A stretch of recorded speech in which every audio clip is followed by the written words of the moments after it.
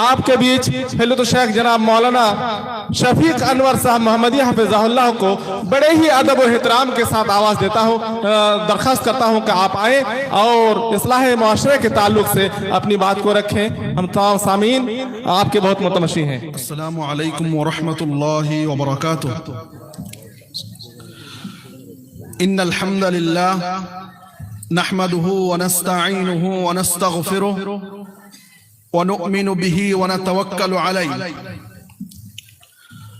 व नऊज़ु बिल्लाहि मिन शुरूरि अनफुसिना व मिन सय्यिआति अअमालिना मन यहदिहिल्लाहु फला मुदिल्ल लहु व मन युद्लिल फला हादिय लहु व अशहदु अन ला इलाहा इल्लल्लाहु वहदहु ला शरीका लहु व अशहदु अन्न मुहम्मदन अब्दुहु व रसूलुहु। अम्मा बअदु फ़इन्न खैरल हदीसी किताबुल्लाह व खैरल हदी हदी मुहम्मदिन सल्लल्लाहु अलैहि वसल्लम व शर्रल उमूरि मुहदसातुहा व कुल्ल मुहदसतिन बिदअह व कुल्ल बिदअतिन दलालह व कुल्ल दलालतिन फिन्नार। अऊज़ु बिल्लाहि अस्समीइल अलीम मिनश शैतानिर रजीम मिन हमज़िही व नफ़्ख़िही व नफ़्सिही। बिस्मिल्लाहिर रहमानिर रहीम। वअब्दुल्लाह व ला तुश्रिकू बिही शैआ व बिल वालिदैनि इहसाना। व क़ाला अन्नबिय्यु सल्लल्लाहु अलैहि वसल्लम रिदर रब्बि फी रिदल वालिद व सख़तुर रब्बि फी सख़तिल वालिद। সম্মানিত আজকে সভার সভাপতি মহোদয়, স্টেজে বসে থাকা প্রিয় আলেম সমাজ, আমার সামনে বসে থাকা মুরব্বী সমাজ, পর্দার আড়ালে থাকা মা এবং বোনেরা, সকল ধরনের প্রশংসা আল্লাহর জন্য। আলহামদুলিল্লাহ। দরুদ ও সালাম বর্ষিত হোক আমাদের প্রিয় নবীর উপর সাল্লাল্লাহু আলাইহি ওয়াসাল্লাম। যেহেতু আগে থেকেই আমাকে বাংলা ভাষায় বক্তব্য দেওয়ার জন্য বলা হয়েছে, এই জন্য আপনাদের সামনে বাংলা ভাষায় বক্তব্য রাখবো ইনশাআল্লাহ। সম্মানিত উপস্থিতি, আমি চেষ্টা করব যেই শব্দগুলো বললে আপনারা খুব সহজেই বুঝতে পারবেন সেই শব্দগুলো ব্যবহার করার চেষ্টা করব। আমাকে যে বিষয় দেওয়া হয়েছে সেটি হচ্ছে পিতামাতার মর্যাদা বা পিতামাতার হক সন্তানের উপর এবং সন্তানের কি হক পিতামাতার উপর। সম্মানিত উপস্থিতি, আমাদেরকে মনে রাখতে হবে আল্লাহ রাব্বুল আলামিন আমাদেরকে সৃষ্টি করেছেন, তিনি আমাদের রব। তিনি আমাদেরকে সৃষ্টি করার সাথে সাথে দুনিয়ার ভিতরে আমাদের জন্য আরো একটি রব বানিয়ে দিয়েছেন। দুনিয়ার ভিতরে আমাদের জন্য অভিভাবক, গার্জিয়ান আমাদের জন্য বানিয়ে দিয়েছেন, যাদেরকে আমরা বলি পিতামাতা। আপনি কোরআন এবং হাদিস যখন পড়বেন তখন দেখবেন যে একটি মায়ের ভিতরে, মায়ের পেটের ভিতরে যখন সন্তান চলে আসে তখন তাকে কত প্রসেসের মাধ্যম দিয়ে চলতে হয়, কত কষ্ট করতে হয়। এবং কোরআনের ভিতরে, হাদিসের ভিতরে এই সমস্ত কথা বলে আল্লাহ রাব্বুল আলামিন, আল্লাহর রাসূল সাল্লাল্লাহু আলাইহি ওয়াসাল্লাম মানুষদেরকে এটি বোঝাতে চেয়েছে যে তোমাদেরকে পিতামাতার সম্মান করতে হবে, তাদেরকে মর্যাদা দিতে হবে, তাদের সাথে কিভাবে কথা বলতে হয় এটি জানতে হবে। আজকে আমাদের ভিতরে, আমাদের নওজওয়ানদের ভিতরে একটি গুণ, একটি সিফাত চলে এসেছে। যখন পিতামাতা তাদের বয়স একটু বেশি হয়ে যায় তখন আমাদের নওজওয়ানরা তারা ভাবে যে আমাদের পিতামাতাগুলো বৃদ্ধ হয়ে গিয়েছে, তাদের বয়স বেশি হয়ে গিয়েছে, আমাদের শরীরের রক্ত গরম, আমরা দুনিয়ার বিষয় বেশি বুঝি, এরা বুড়ো মানুষ, এদের বয়স বেশি হয়ে গিয়েছে, এরা দুনিয়া সম্পর্কে কি বুঝবে, এই ধরনের চিন্তা আমাদের মাথায় চলে আসে।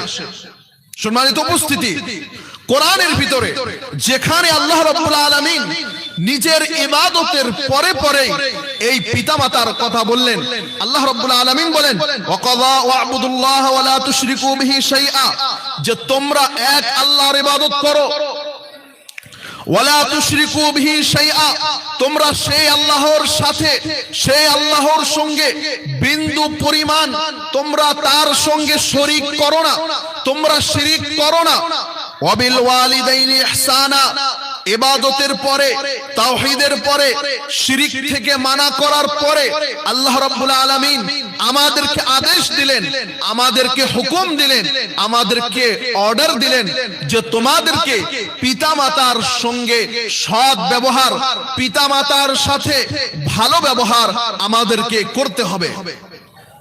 সম্মানিত উপস্থিতি, দুনিয়ার ভিতরে কিছু মূলনীতি রয়েছে।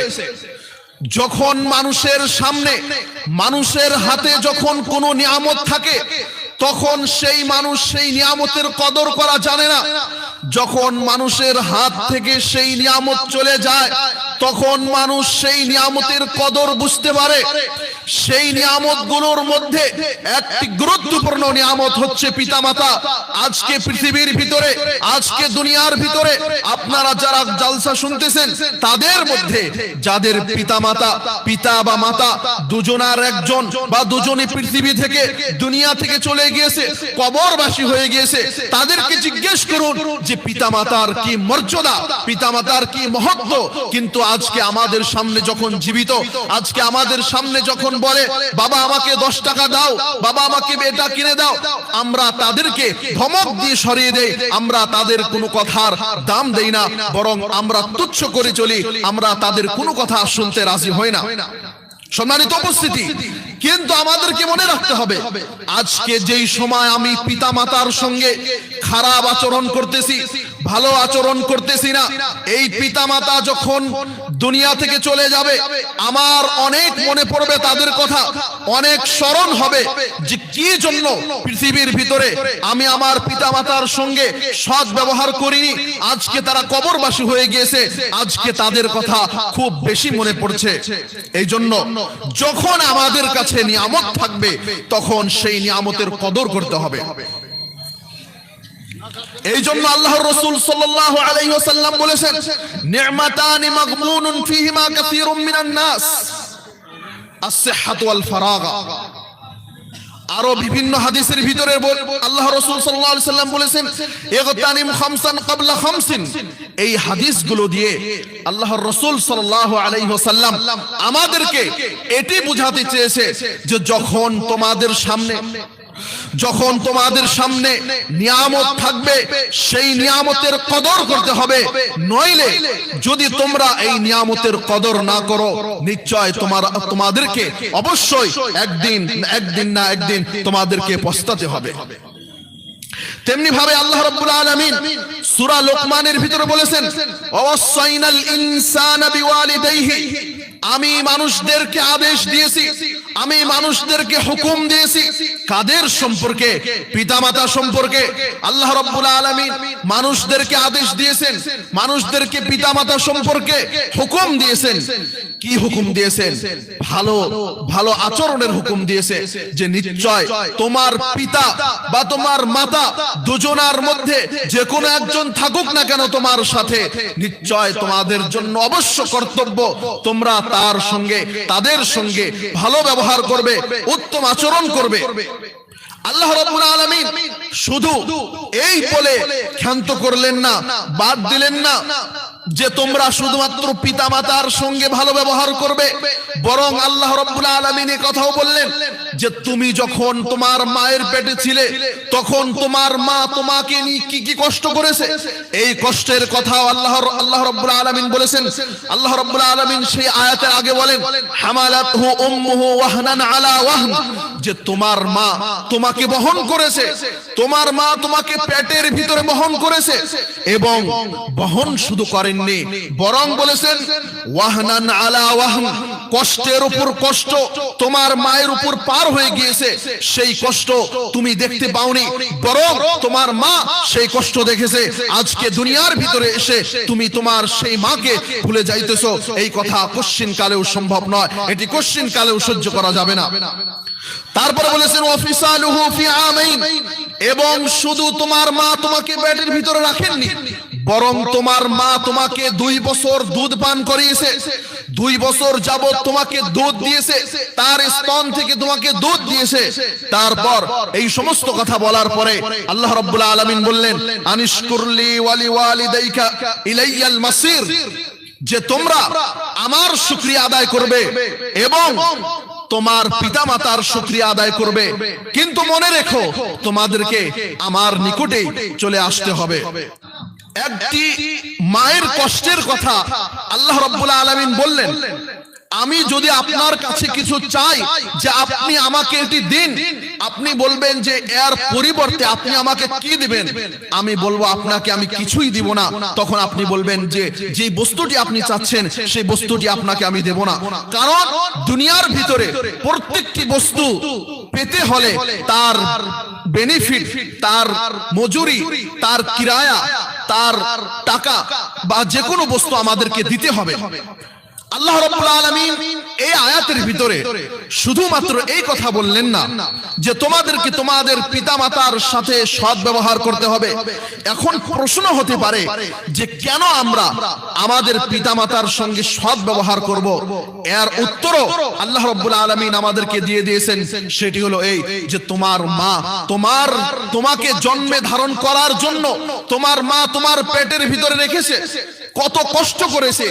অনেক সময় তুমি পেটের ভিতরে লাথি মেরে দিয়েছো, সেই কষ্ট সহ্য করে গিয়েছে।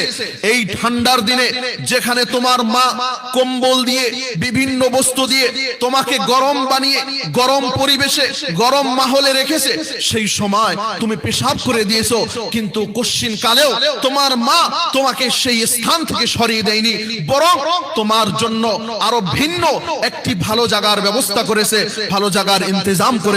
কিন্তু সেই পিতামাতা আজকে যখন আমাদের সম্মুখে, আমাদের সামনে যখন বুড়ো হয়ে বরং বৃদ্ধ হয়ে বয়স বেশি হয়ে আমাদের সামনে চলে আসে, তখন আজকে আমরা তাদের কদর করি না, আমরা তাদের শ্রদ্ধা করি না, বরং পরিবেশ তো এতটুকু পৌঁছে গিয়েছে যে আমরা তাদেরকে আজকে ওল্ড হাউস, বৃদ্ধাশ্রমে আমরা তাদেরকে আজকে রেখে আসতেছি।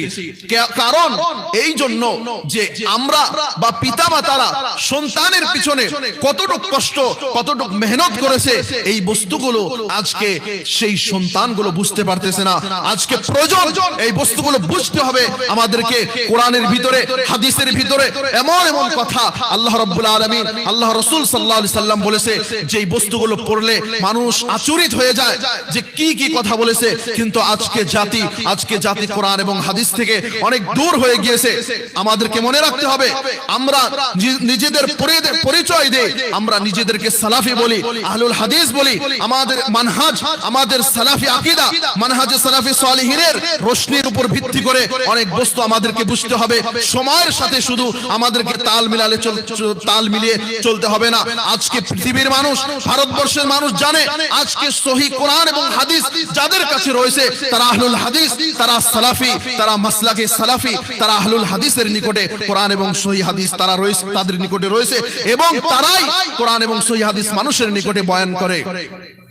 তেমনি ভাবে আল্লাহ রাব্বুল আলামিন আরো আগে বলেছেন ওয়া ইন জাহাদাকা আলা আন তুশরিকা বি, তোমার পিতামাতা যদি তোমাকে বাধ্য করে যে তুমি আল্লাহ রাব্বুল আলামিনের সঙ্গে শরীক করো, মা লাইসা লাকা বিহি ইলম, মানে তোমার পিতামাতা যদি তোমাকে বাধ্য করে যে তুমি আল্লাহ রাব্বুল আলামিনের সঙ্গে শরীক করো বা যে কোনো এমন ইসলাম বিরোধী কাজ করো, ইসলাম বিরোধী কথাবার্তা বলো, এই সমস্ত বস্তু যদি তোমার পিতামাতা তোমাদেরকে আদেশ করে, মা লাইসা লাকা বিহি ইলম, যার সম্পর্কে তোমার ভিতরে জ্ঞান নেই, যার সম্পর্কে তোমার ভিতরে ইলম নেই, ফালা তুতিহুমা, সেই সময় তুমি তোমার পিতামাতার অনুসরণ করবে না, সেই সময় তুমি তোমার পিতামাতার কথা শুনবে না।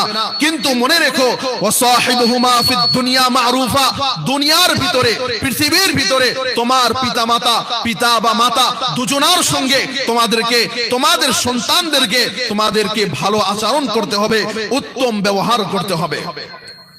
সম্মানিত উপস্থিতি, আজকে আমরা ভাবি আমাদের পিতামাতা, তাদের বয়স অনেক বেশি হয়নি, তারা চলতে ফিরতে পারতেছে, কাজকর্ম করতেছে, এই সময় আমরা তাদের সাথে মোটামুটি ভালো আচরণ করি, ঠিক আছে।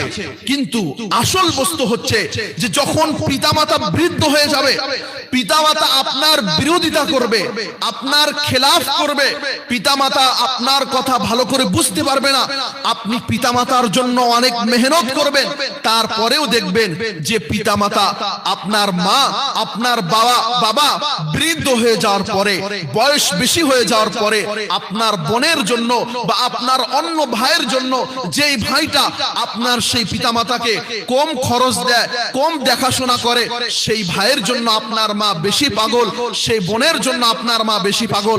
এই সময়ে যদি আপনি ভাবেন যে আমি এত কিছু করতেছি আমার পিতামাতার জন্য, তাহলে আমার মা কেন তাদের গুণ গাইতেছে, আমার মা কেন তাদের কথা শুনতেছে, না আমি আমার পিতামাতার আর খেদমত করব না, সেবা করব না, বাদ দিয়ে দিব, এটি নয়। বরং আপনাকে যত কষ্টই হোক না কেন, মরা পর্যন্ত তাদের সেবা করতে হবে, তাদের কথা মেনে চলতে হবে, তাদেরকে সম্মান করতে হবে, কারণ আপনিও একদিন সেই পিতামাতার স্থানে চলে আসবেন, যেই দিন আপনার সন্তানরা আপনাকে শ্রদ্ধা করবে না, সম্মান করবে না। সেই দিন আপনি বুঝতে পারবেন যে মানুষ যখন বৃদ্ধ হয়ে যায়, তখন তাদের ব্রেন অনেক বস্তু কাম করা বাদ দিয়ে দেয়, অনেক উল্টো পাল্টা কথা বলে, অনেক বস্তু উল্টো পাল্টা করে। কিন্তু সেই সময় পিতামাতার সঙ্গে আপনাকে সৎ ব্যবহার করতে হবে, সেই সময়ও পিতামাতার সঙ্গে আপনাকে ভালো ব্যবহার করতে হবে। তারপরে আল্লাহ রাব্বুল আলামিন আরো অন্য আয়াতে বলেছেন, ওয়াকাযা রাব্বুকা আল্লা তা'বুদু ইল্লা ইয়্যাহু ওয়া বিল ওয়ালিদাইনি ইহসানা, যে তোমাদেরকে আল্লাহ রাব্বুল আলামিন আদেশ করতেছেন, হুকুম দিতেছেন যে তোমরা শুধুমাত্র এক আল্লাহর ইবাদত করবে, মানে এক আল্লাহর ইবাদতই করতে হবে, আর কোনো মাবুদের কোনো বস্তুর ইবাদত চলবে না। তারপর আল্লাহ রাব্বুল আলামিন বললেন, ওয়াবিল ওয়ালিদাইনি ইহসানা, পিতামাতার সঙ্গে, বাবা মার সাথে তোমাদেরকে ভালো ব্যবহার করতে হবে, উত্তম আচরণ করতে হবে, তাদের সামনে বুক ফুলিয়ে কথা বলা যাবে না, তাদের সামনে নম্র হয়ে, ভদ্র হয়ে, মাথা নিচু করে তাদের সামনে কথা বলতে হবে, কি ভালো আচরণ করতে হবে, সেই বস্তুগুলো আমাদেরকে জানতে হবে, বুঝতে হবে। তারপর আল্লাহ রাব্বুল আলামিন বললেন, ইম্মা ইয়াবলুগান্না ইনদাকাল কিবারা আহাদুহুমা আও কিলাহুমা, যখন তারা বৃদ্ধ হয়ে যাবে, বয়স হয়ে যাওয়ার পরে, যখন তাদের দুজনার একজন বা দুজন তোমার নিকটে চলে আসবে, তখন তাদেরকে তুমি শব্দ, যে আপনি বলবেন মা এটি তুমি কি করলে, এই ধরনেরও কথা তুমি কখনো বলতে পারবে না তোমার পিতামাতার সঙ্গে, বরং তোমাকে সব সময় তাদের সামনে নম্র এবং ভদ্র হয়ে চলতে হবে।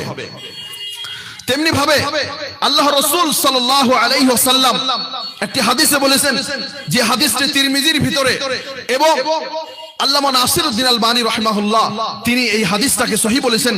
আল্লাহ রাসূল সাল্লাল্লাহু আলাইহি ওয়াসাল্লাম বলেন, রিজার রাব্বি ফি রিদাল ওয়ালিদ ওয়া সাখাতুর রাব্বি ফি সাখাতিল ওয়ালিদ। আল্লাহ রাসূল সাল্লাল্লাহু আলাইহি ওয়াসাল্লাম এই হাদিসের ভিতরে বলতেছেন, হে পৃথিবীর মানুষ, হে দুনিয়ার মানুষ, তোমরা যদি দেখতে চাও যে আল্লাহ রাব্বুল আলামিন তোমাদের থেকে কতটুকু সন্তুষ্ট, কতটুকু রাজি খুশি আল্লাহ রাব্বুল আলামিন তোমাদের থেকে, তাহলে তুমি তোমার বাপকে দেখো, তোমার পিতাকে দেখো, তোমার পিতা তোমার থেকে কতটুকু সন্তুষ্ট।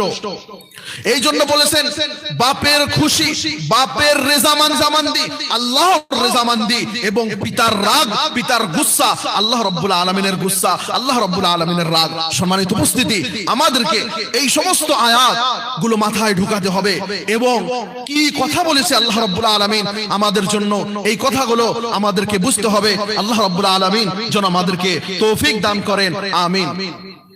সম্মানিত উপস্থিতি, যেহেতু আমাকে আগে থেকেই বলা হয়েছে যে পিতামাতার কি হক সন্তানের উপর এবং সন্তানের উপর কি হক পিতামাতার, এই দুইটি মৌজু, এই দুইটি বিষয় ঘুরিয়ে ফিরে আমাকে বলতে বলা হয়েছে। এখন আপনাদের সামনে যে কথাগুলো বললাম সেটি হলো পিতামাতার মর্যাদা সম্পর্কে দুই একটি কথা বললাম, যে সন্তানরা, ছেলে পেলেগুলো পিতামাতার সঙ্গে কি ধরনের আচরণ করবে, কি ধরনের ব্যবহার করবে, এই কথাগুলো আমরা শুনলাম এবং বলা হলো। এখন আমাদেরকে মনে রাখতে হবে যে যাদেরকে আল্লাহ রাব্বুল আলামিন সন্তান দিয়েছে, যাদেরকে আল্লাহ রাব্বুল আলামিন আওলাদ দিয়েছে, এই আওলাদ যেমন ভাবে পিতামাতা একটি নিয়ামত, তেমন ভাবে আওলাদও আমাদের জন্য নিয়ামত। আপনি দেখেন যে অনেক মানুষ এমন রয়েছে যাদেরকে আল্লাহ রাব্বুল আলামিন কোনো আওলাদ দেননি, যাদেরকে আল্লাহ রাব্বুল আলামিন বেআওলাদ করে রেখেছেন।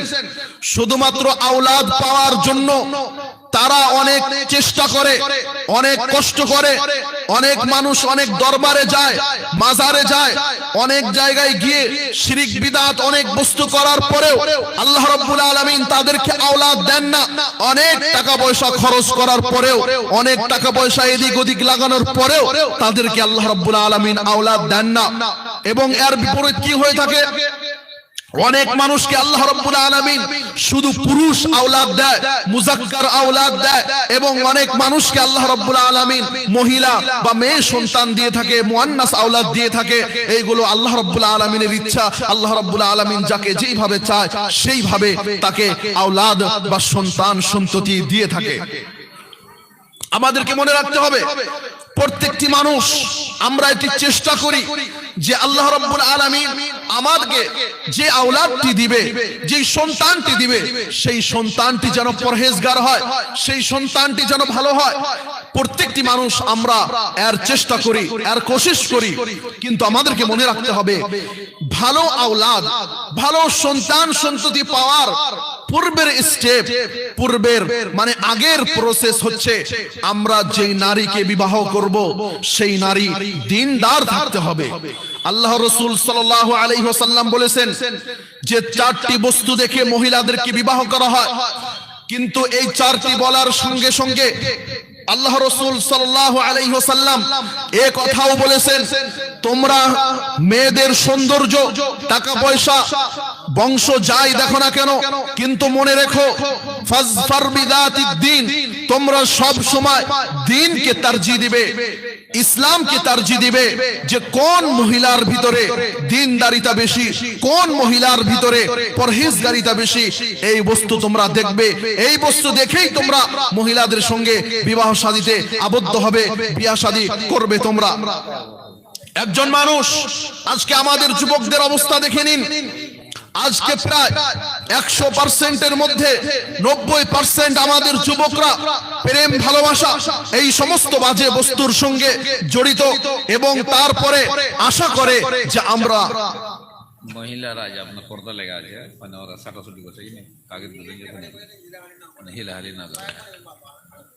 মহিলাদেরকে বলছি আপনারা একটু ভালো করে কথাগুলো শোনার চেষ্টা করবেন, এবং আপনাদের কোনো বস্তুর কারণে, কোনো হারকাতের কারণে কথা বা মাজলিস বা প্রোগ্রাম যেন কোনো নষ্ট না হয়, প্রোগ্রামের যেন কোনো ক্ষতি না হয়, এর আপনারা খেয়াল রাখবেন। আপনারা পর্দাটা হিলেছি, যার কারণে ফটোটা সাফ হয়। আর পর্দাটা আপনারা হিলাবেন না, যেহেতু সেটা একটি নরম বস্তু, যদি সেখানে বেশি নড়াচড়া করা হয় তাহলে হতে পারে যে ছবিটা, যে পিকচারটা চলে যাইতেছে সেখানে, সেটি দেখা যাবে না বা নষ্ট হয়ে যাবে। আপনারা এর খেয়াল রাখবেন। সম্মানিত উপস্থিতি, আমরা বলছিলাম প্রত্যেকটি মানুষ চাহে সে দিনের উপর আমল করুক বা না করুক, চাহে সে নামাজ রোজা আদায় করুক বা না করুক, কিন্তু প্রত্যেকটি মানুষের একটি খাহিশ থাকে যে আমার স্ত্রী, আমার সন্তানগুলো যেন পরহেজগার হয়। আজকে সেই মহিলাদেরকে বলতে চাই, সেই মেয়েদেরকে বলতে চাই, যেই যুবক তোমার সঙ্গে খারাপ আচরণ করে তোমার জীবনকে ধ্বংস করতেছে, প্রেম ভালোবাসার নাম দিয়ে তুমি মনে রেখো, হে প্রিয় বোন, তুমি মনে রেখো সেই যুবকও যখন বিয়ে শাদী করবে, সেই যুবকও একজন পাক দিনদার পরহেজগার মেয়ে খুঁজবে। তোমাকে সেই যুবক তোমাকে তখন খুঁজবে না। আজকে কোন আশায় পড়ে রয়েছো? এটি জীবন নয়, এটি আসল জীবন নয়। এই আমাদের যৌবন জীবন, এটি আসল জীবন নয়। এই জন্য একজন সালাফে সালেহিন বলেছেন, আমি সময়ের গুরুত্ব বা যৌবনের গুরুত্ব একজন বরফওয়ালার কাছ থেকে শিখেছি। কেমন করে? উদাহরণস্বরূপ মিসাল নিন, একজন বরফওয়ালা এখান দিয়ে বরফ বেচতেছে। বরফ বেচার সময় একটি বরফের একটি লিমিট সময় রয়েছে, একটি ওয়াক্ত রয়েছে। সেই লিমিট সময় যদি পার হয়ে যায় তাহলে সেই বরফটি গলে যাবে। বরং সেই বরফটি গলে যাওয়ার আগেই আমাকে মুখে দিতে হবে বা খেয়ে নিতে হবে। যদি বরফটি তার নির্ধারিত সময়ের মধ্যে যদি আমরা বরফটা না গিলে ফেলি, না খেয়ে ফেলি, তাহলে সেই বরফটি গলে যাবে। তেমনি ভাবে আজকে যে আল্লাহ রাব্বুল আলামিন আমাদেরকে যৌবন দিয়েছে, সময় দিয়েছে, এই সময়টি সেই বরফের টুকরার মতো, এটি গলতেছে। কিন্তু বুদ্ধিমান আকলমন্দ সেই ব্যক্তি, যেই যুবক তার সময়কে, যেই যুবক তার নিজের জীবনকে কোরআন এবং হাদিসের মোতাবেক তার জীবন যাপন করতেছে, সেই ব্যক্তি আকলমন্দ বা সেই ব্যক্তি বুদ্ধিমান। আমাদেরকে মনে রাখতে হবে, প্রত্যেকটি মানুষের যখন এটি চিন্তা থাকে যে আমাদের সন্তান একটি ভালো সন্তান হোক, আল্লাহ রাব্বুল আলামিন আমাকে একটি ভালো সন্তান দিক, একটি পরহেজগার সন্তান দিক, একটি ভালো আওলাদ দিক, তখন আমাদেরকে মনে রাখতে হবে ভালো আওলাদ পাওয়ার জন্য আমাদেরকে ভালো মেয়ে বিবাহ করতে হবে। ভালো মেয়ের পেট থেকেই ভালো সন্তান বাহির হবে, এবং খারাপ মেয়ের পেট থেকে ভালো সন্তান বাহির হবে না। ইল্লা মাশাআল্লাহ এক দুইটি বাহির হয়ে যায়, সেটি আমাদের উদাহরণের জন্য নয়, বরং পরহেজগার মেয়ের পেট থেকে পরহেজগার সন্তান বাহির হবে। একজন মহিলা তার গর্ভে যখন, তার পেটের ভিতরে যখন সন্তান চলে আসে, সেই মহিলাটি সন্তান আসার পরে সেই মহিলাটিকে দেখা যায় সে গান দেখতেছে মোবাইলের ভিতরে, সে মোবাইলের ভিতরে নাটক দেখতেছে, সিনেমা দেখতেছে, বিভিন্ন বস্তু করতেছে। এর প্রভাব, এর আসার সেই ছোট্ট সন্তানটির উপর পড়ে। এর বিপরীত, এর অপোজিট আমাদেরকে মনে রাখতে হবে, একটি মহিলার ভিতরে যখন সন্তান চলে আসে, সেই মহিলাটির জন্য কর্তব্য হলো সে বেশি বেশি নামাজ রোজা আদায় করবে, কোরআন তেলাওয়াত করবে, যতটুক সম্ভব গুনাহ থেকে দূরে থাকবে। তাহলে এই মহিলার ভালো কাজের প্রভাব, ভালো কাজের আসার সেই মহিলা, সেই সন্তানের উপর পড়বে। তাহলে আমাদেরকে মনে রাখতে হবে যে ভালো সন্তান পাওয়ার জন্য আমাদেরকে সর্বপ্রথম পহিলা আমাদেরকে যে কাজটি করতে হবে, সেটি আমাদেরকে একজন দিনদার পরহেজগার মেয়ে আমাদেরকে বিবাহ করতে হবে। এবং আমার পূর্বে বলা হয়েছে যে একটি উন্নত মানের বিবাহ কিরকম, যে বিবাহের ভিতরে যত কম খরচাপাতি করা হবে সেই বিবাহটি উত্তম বিবাহ বলে ধরা হয়। আল্লাহ রাসূল সাল্লাল্লাহু আলাইহি সাল্লাম এটাই বলেছেন। কোরআনের ভিতরে আল্লাহ রাব্বুল আলামিন লুকমান আলাইহিস সালাম কোন নবী রাসূল ছিলেন না, একজন হাকিম, অনেক জ্ঞানী মানুষ ছিলেন। সেই লুকমান হাকিম, তিনি তার সন্তানদেরকে যে ওসিয়ত গুলো করেছেন, সেই ওসিয়ত গুলো আল্লাহ রাব্বুল আলামিন এত পছন্দ করেছেন, সেই বস্তুগুলো এত পছন্দ করেছেন যে আল্লাহ রাব্বুল আলামিন কোরআনের ভিতরে এই সমস্ত বস্তুগুলো কোট করে নিয়েছেন। আমি আমার সময় যেহেতু শেষ হয়ে গিয়েছে, শুধুমাত্র এক দুইটি কথা বলে শেষ করে দিব। সেটি হচ্ছে এই, লুকমান আলাইহিস সালাম তার সন্তানকে সর্বপ্রথম যে ওসিয়ত করেছেন সেটি হলো এই যে তুমি আল্লাহ রাব্বুল আলামিনের সঙ্গে শরীক করবে না এবং শিরক করবে না, কারণ শিরক সবথেকে বড় অপরাধ, সবথেকে বড় গুনাহ। সন্তানকে সর্বপ্রথম শিখাবেন যে কাউকে আল্লাহ রাব্বুল আলামিনের সঙ্গে কাউকে শরীক করা যাবে না। সন্তানকে সর্বপ্রথম শিরক, বিদআত, আকীদা, তাওহীদ এই সমস্ত বস্তু সম্পর্কে সন্তানকে সর্বপ্রথম আমাদেরকে নলেজ দিতে হবে।